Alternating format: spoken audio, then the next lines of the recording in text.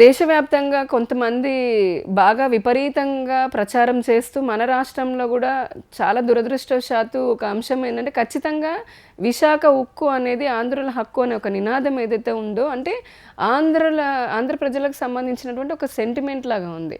కానీ కేంద్ర ప్రభుత్వం మీరు దేశవ్యాప్తంగా చూస్తే చాలా పబ్లిక్ సెక్టర్ యూనిట్స్ ఏవైతే ఉన్నాయో వాటిలని సంస్కరించుకుంటూ వస్తుంది.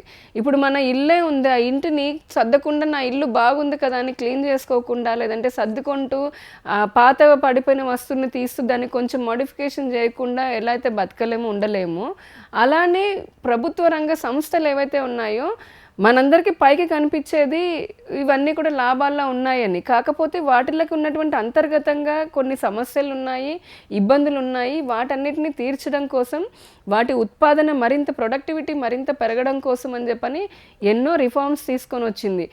ఇంతకుముందు బిఎస్ఎన్ఎల్ గురించి మాట్లాడేవాళ్ళు, ఎల్ఐసి గురించి మాట్లాడేవాళ్ళు, చాలా ఇప్పుడు హెచ్ఈఎల్ లాంటి గురించి ఎంతోమంది కామెంట్స్ చేశారు. ఈ రోజున ఇట్లాంటి పిఎస్సీలు ప్రభుత్వ సంస్థలు ఏవైతే ఉన్నాయో కోట్లల్లో అవి మంచి లాభాలని అంటే చూస్తున్నాయి. అలానే విశాఖ ఉక్కుకు సంబంధించి కూడా భారతీయ జనతా పార్టీ కేంద్ర ప్రభుత్వం మొన్న కూడా పార్లమెంట్లో చెప్పడం జరిగింది.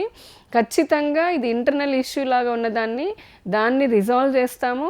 ఆ హక్కు ఏదైతే ఉందో ఈ ఆంధ్రప్రదేశ్కే ఉంటాయి. ఆంధ్ర ప్రజలకి వ్యతిరేకంగా మేము ఎటువంటిది కూడా నిర్ణయం తీసుకోమని కూడా కేంద్ర ప్రభుత్వం దీని గురించి చెప్పడం జరిగింది.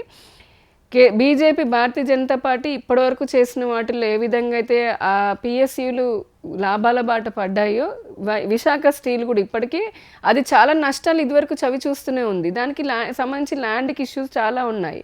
అలాంటివన్నీ సంస్కరించుకుంటూ అతి త్వరలోనే భవిష్యత్తులో విశాఖ ఉక్కు అనేది మళ్ళీ లాభాల బాటన పడుతుంది, మరింత అభివృద్ధిని కూడా అది చూస్తుంది. ఇటువంటివన్నీ అసత్య ప్రచారాలని అబద్ధపు ప్రచారాలని ప్రజలు నమ్మకుండా ఉండాలని మేము కోరుకుంటున్నాము.